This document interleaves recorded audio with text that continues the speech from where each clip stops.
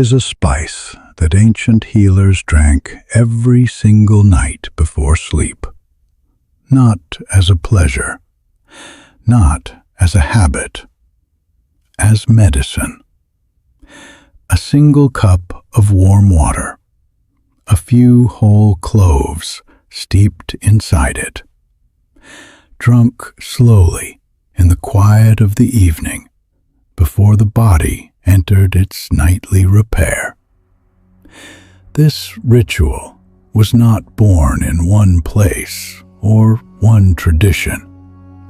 It emerged independently across ancient Egypt, ancient India, ancient China, and the Arab world of the Golden Age. Healers who had never met, who spoke different languages and studied different traditions, who lived thousands of miles apart. All of them arrived at the same conclusion about this one small spice: that it did something to the body that nothing else quite replicated, that it worked at a level that even these experienced healers, who had spent lifetimes studying the effects of hundreds of plants, found remarkable. Today, I am going to tell you 10 specific reasons why ancient healers drank clove water every night. 10 mechanisms observed by the ancients and now confirmed by modern science that explain why this simple ritual was considered one of the most valuable health practices a person could maintain. But first, the story of clove itself. Because understanding what clove is and where it comes from helps explain why ancient healers valued it so extraordinarily highly. Cloves are the dried flower buds of a tree native to a small cluster of islands in what is now Indonesia, the Maluku Islands, historically known as the Spice Islands. For most of human history, these islands were the only place on Earth where cloves grew. This made cloves extraordinarily rare, extraordinarily valuable, and extraordinarily well studied, because the traders, physicians, and healers who obtained them at great cost were deeply motivated to understand exactly what they had. Ancient Chinese records document cloves being used medicinally as far back as 200 BC. Ambassadors visiting the Han Dynasty court were required to hold cloves in their mouths before speaking to the emperor, not as a fragrance ritual, but because ancient Chinese physicians understood that clove had antibacterial properties that protected the court from illness. They were describing, in the language of their time, the effect of eugenol, the primary active compound in clove, which is one of the most powerful naturally occurring antibacterial substances ever identified. In ancient India, Ayurvedic physicians placed clove at the highest level of their medical pharmacopoeia. They prescribed it for conditions ranging from digestive disorders to respiratory illness to dental pain to the management of blood sugar. They described it as a warming spice, one that created internal fire, drove out cold and stagnation, and strengthened every system it touched. They were describing, in their language, the thermogenic and anti-inflammatory properties that modern chemistry has since mapped in extraordinary detail. Ancient Arab physicians of the Golden Age, the scholars who preserved and expanded the medical knowledge of Greece, India, and Persia, wrote extensively about clove. Ibn Sina, the great physician whose Canon of Medicine remained a standard medical text in Europe and the Islamic world for 6 centuries, described clove as one of the most valuable medicines available. He prescribed it for heart conditions, for liver function, for digestive weakness, and for the maintenance of mental clarity. He prescribed it in warm water every night. These healers were not guessing. They were observing across decades of clinical practice. And what they observed, generation after generation, has been confirmed, compound by compound, in modern laboratories. Here are the 10 specific reasons they never missed a night. The first reason ancient healers drank clove water every night was for what it did to the body's most persistent and destructive internal process. It reduced inflammation at the deepest level.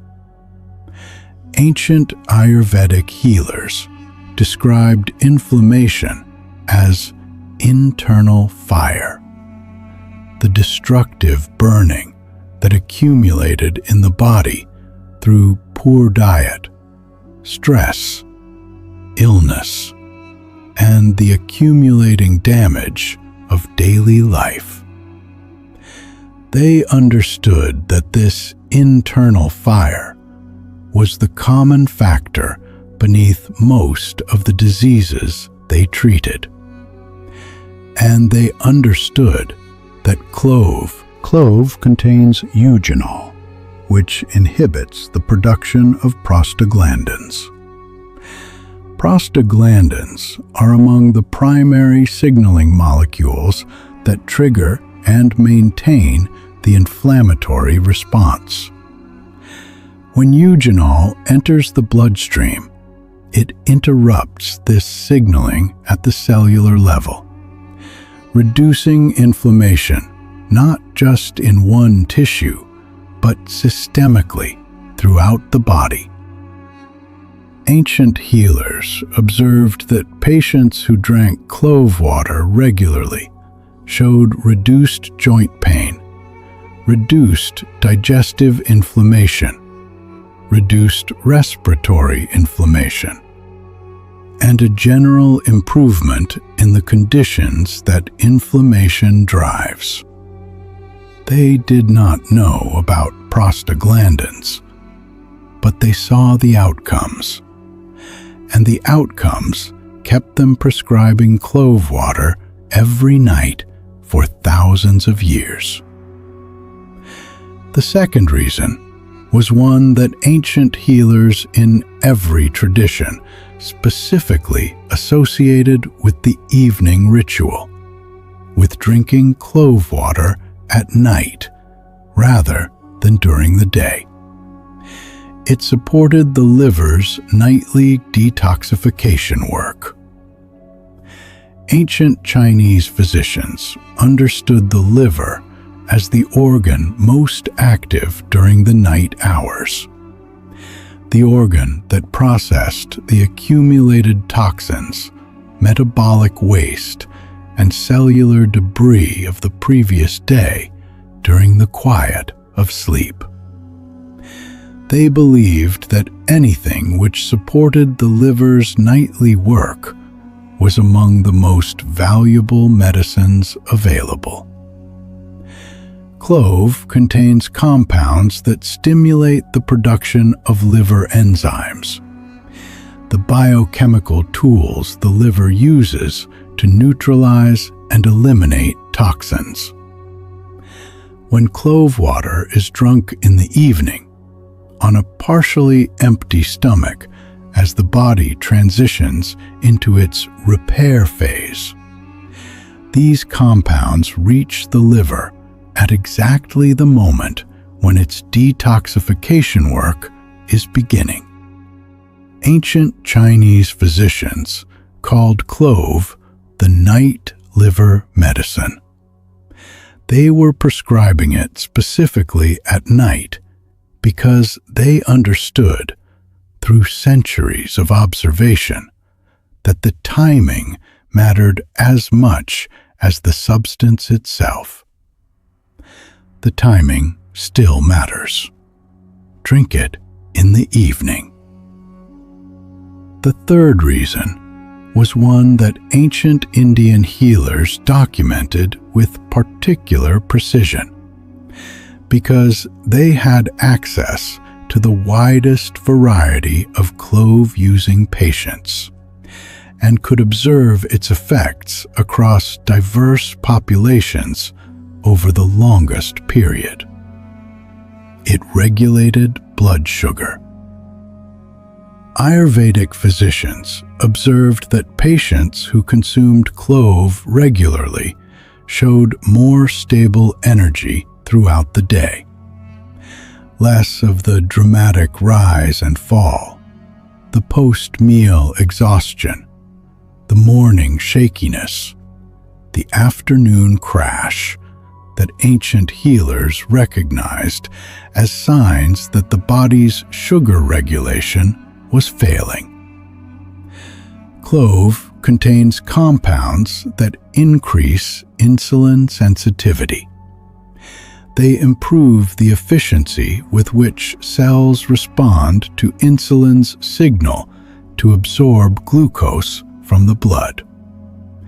The result is blood sugar that rises more slowly after eating and returns to a stable baseline more consistently. Ancient healers prescribed clove water specifically for patients with what they described as sweet urine.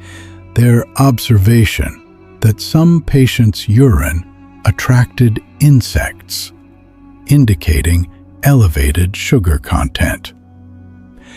They observed that clove water, taken consistently over months, reduced this sign. Clove also has a specific protective effect on the gastric mucosa, the lining of the stomach that is damaged by acid, stress, certain foods, and the accumulation of inflammation. It reduces the erosion of this lining. It helps maintain the barrier between the stomach's acid and the sensitive tissue beneath.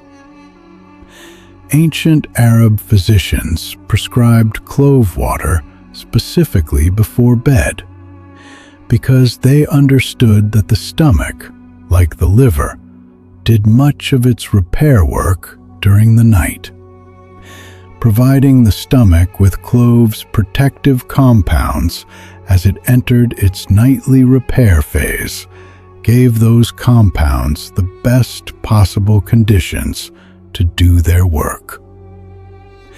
The fifth reason was one that ancient Chinese physicians documented as perhaps the most immediate and reliable effect of clove water, the one their patients reported most consistently.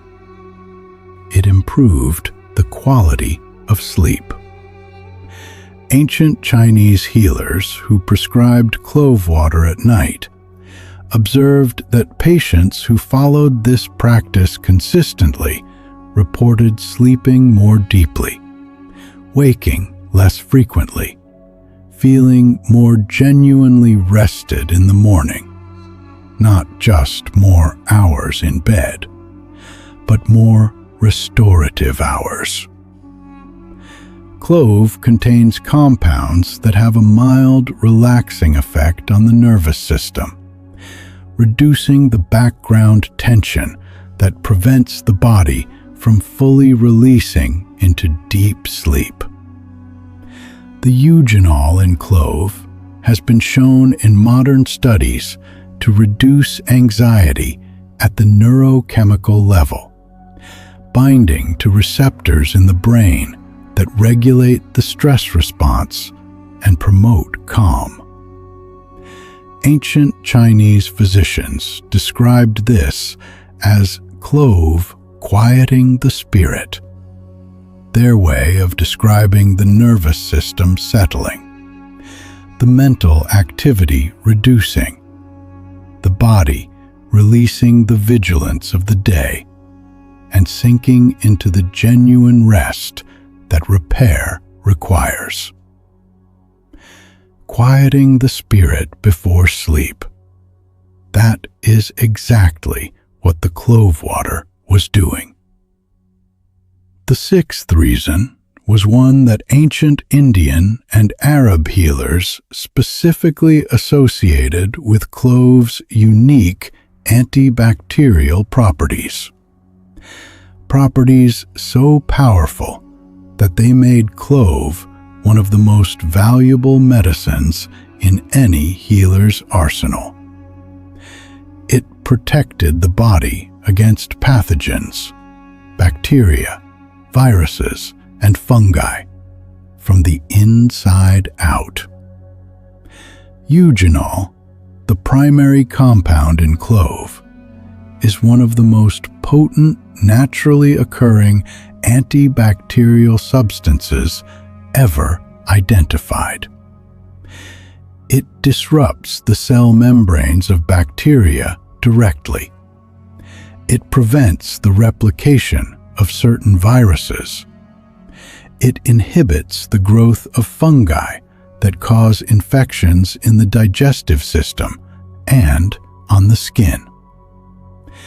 Ancient healers who lived in times before antibiotics, who watched infections kill people who were strong and healthy just days before, valued this property above almost everything else clove offered.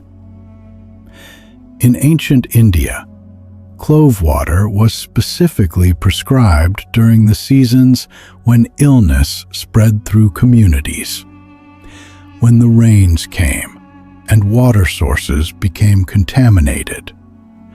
When people lived in close quarters and pathogens moved rapidly from person to person. Healers who prescribed clove water regularly to their communities observed that these communities showed greater resistance to the illness that moved through surrounding populations. They were prescribing every night what amounted to a natural immune fortification. The body receives it. The pathogens encounter something they cannot survive. The seventh reason was one that ancient healers across every tradition specifically noted as a sign of clove's effect on the body's most fundamental vital process. It improved oral health, the health of the teeth, the gums, and the breath, in ways that affected the entire body.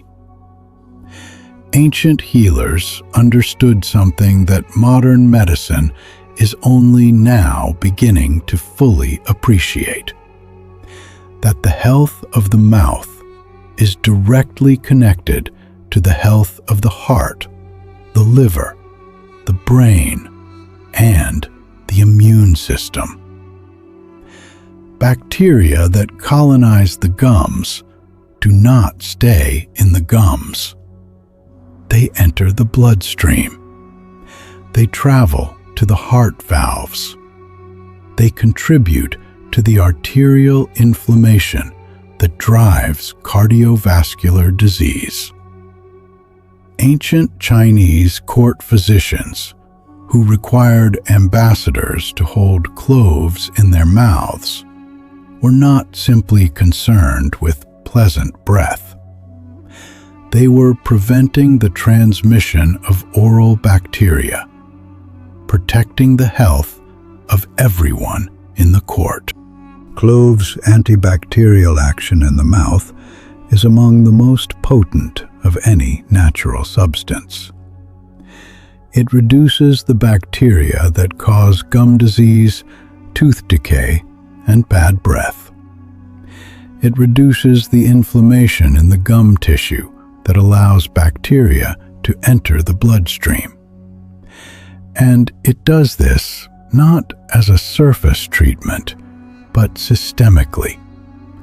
When clove water is drunk, eugenol circulates through the blood and reaches the gum tissue from the inside.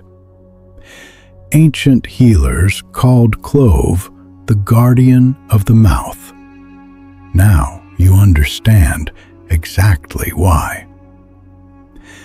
The eighth reason was one that ancient Indian healers documented as among clove's most remarkable properties. A property that separated it from almost every other spice in their extensive pharmacopoeia. It supported respiratory health, specifically the clearing of the airways that become congested, inflamed, and blocked by illness, by cold weather, by the pollution that ancient cities were not free of. Ayurvedic physicians prescribed clove specifically for patients with persistent coughs, with bronchial congestion, with the kind of chest tightness that settled in during winter and refused to leave until spring. Clove acts as an expectorant. It loosens and helps clear mucus from the respiratory tract. It reduces inflammation in the bronchial tubes, and its antibacterial properties help clear the infections that cause respiratory illness in the first place. Ancient healers prescribed clove water at night, specifically because they observed that respiratory symptoms, the coughing, the congestion, the difficulty breathing, were often worst during the night hours. Drinking clove water before sleep gave its compounds the best opportunity to reach the respiratory tissue and begin their work as the body entered its nightly repair phase. The chest that was tight at bedtime was often noticeably clearer by morning. Ancient healers observed this in their patients. They never stopped prescribing it. The ninth reason was one that ancient healers described as clove's gift to the mind. Its contribution to the mental clarity and focus that distinguished the sharp from the foggy in old age. It supported cognitive function and protected the brain from the oxidative damage that accumulated with age. Ancient Chinese physicians, who studied the relationship between spices and mental function, placed clove among their highest-ranked cognitive tonics. They prescribed it for patients who complained of foggy thinking, of poor memory, of the gradual dimming of mental sharpness that they described as the spirit losing its fire. Clove contains one of the highest concentrations of antioxidants of any food on earth. The ORAC value, the measure of a substance's ability to neutralize free radicals, of clove is higher than almost any other food or spice. Free radicals cause oxidative damage to brain cells. They damage the mitochondria. They impair the function of the neurons that produce memory, focus, and executive function. When antioxidants from clove reach the brain and they cross the blood-brain barrier readily, they neutralize these free radicals directly. They protect the neurological tissue from the damage that accumulates silently over decades. Ancient healers called this preserving the mind's fire. Modern neuroscience calls it neuroprotection. Both describe the same thing. The 10th and final reason was one that ancient healers described as the most intimate of clove's many gifts. The one that touched the body's most fundamental vital measurement. It supported bone density and joint health, the structural integrity that determined whether a person remained mobile, independent, and free from pain in their later years.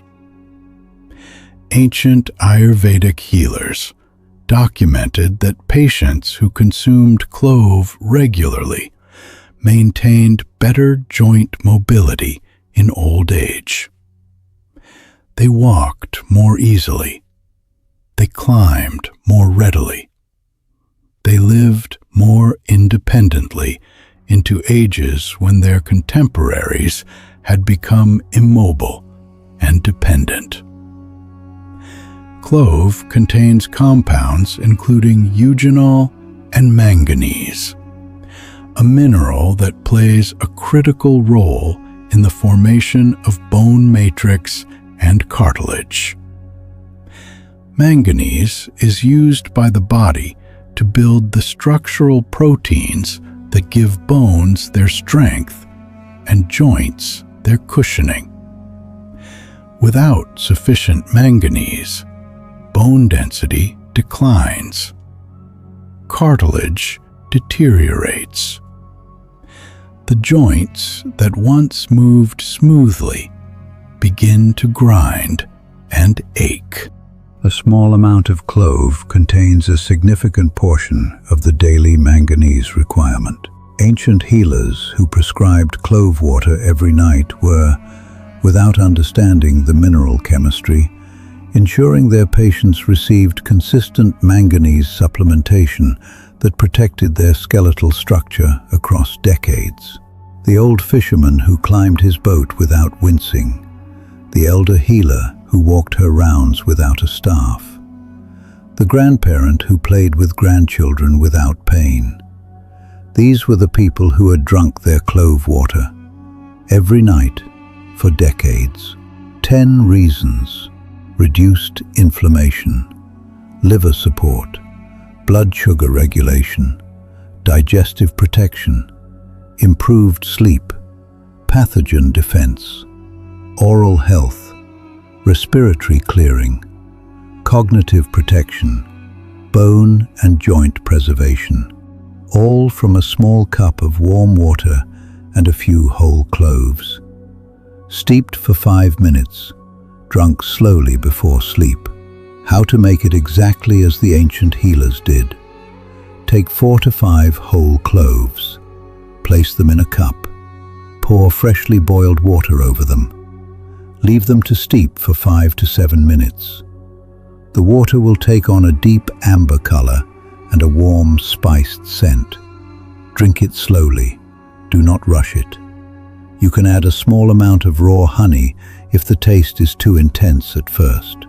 The ancient Arab physicians often combined clove water with honey, understanding that the two together provided both the protective compounds of clove and the prebiotic and antimicrobial properties of raw honey. Do not drink more than 1 cup per day. Clove is powerful. More is not better. The ancient prescription was always 1 cup, taken consistently over time, rather than large amounts taken occasionally. Consistency is the medicine. 1 cup, every night, for months, for years. That was how the ancient healers built their health. Not in dramatic gestures, in quiet, daily rituals that accumulated over time into something the body could not achieve through any other means. I want you to think about what your evenings look like right now. What is the last thing you give your body before sleep? The ancient healers were deliberate about this moment. They understood that the body was about to enter its most important phase, the hours of repair, consolidation, and renewal that determined whether each day subtracted from their health or added to it. They chose what they put into the body in that final hour with the same care they chose their medicines. Because for them, there was no difference. Food was medicine, timing was medicine, and the ritual of the evening cup, the quiet moment of intentional care before sleep, was medicine of a kind that no laboratory has ever been able to replicate or improve upon. Start tonight if you can. Buy whole cloves, not ground, not oil, not extract. Whole dried cloves from any spice shop or grocery store. 4 cloves, boiling water, 5 minutes. Drink it slowly in the quiet before you sleep. Then do it again tomorrow night, and the night after. The ancient healers built their health 1 quiet ritual at a time. So can you. If this gave you something useful today, share it with 1 person whose evenings you want to improve. A parent who sleeps poorly. A friend whose digestion never settles. Someone who wakes every morning feeling like their body has not truly rested. The healers always shared what they knew. That is exactly how this knowledge survived for thousands of years. Subscribe to Ancient Body Wisdom and come back every single week, because there is so much more they knew, and we are only just beginning. I will see you in the next one.